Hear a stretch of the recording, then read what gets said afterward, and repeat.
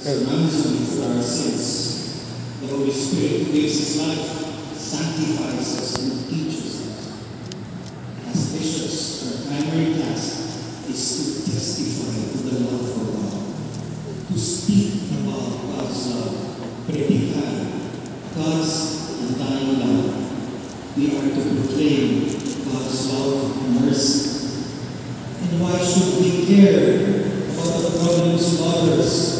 Because Jesus Himself told us, love your neighbor is to love yourself.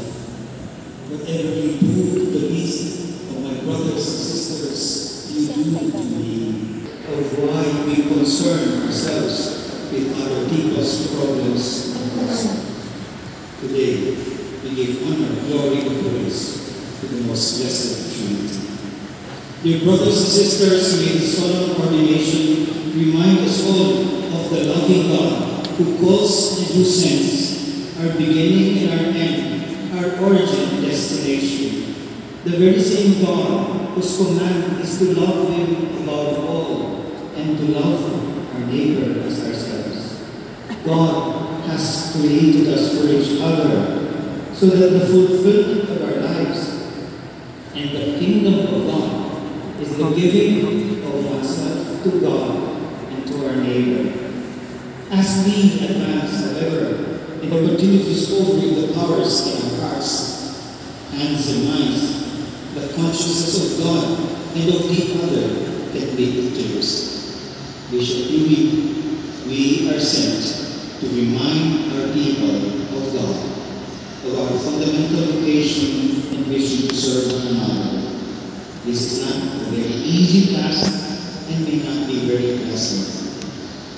May we not forget that this is mission rather than promotion.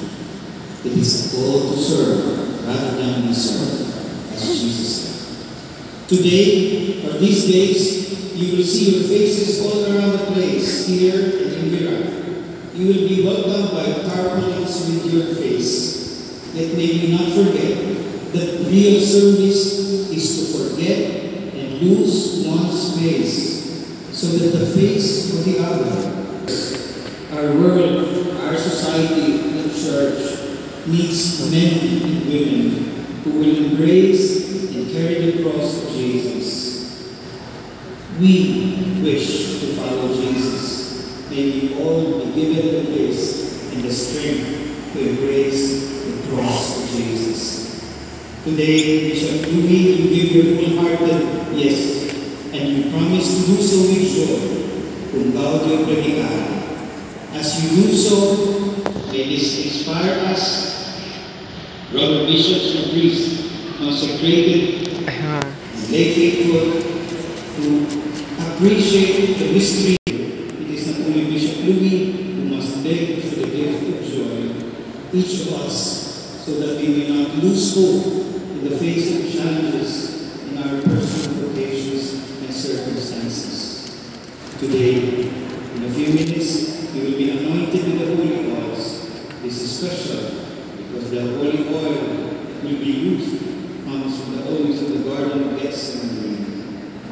This expresses, earlier the bull was read, showing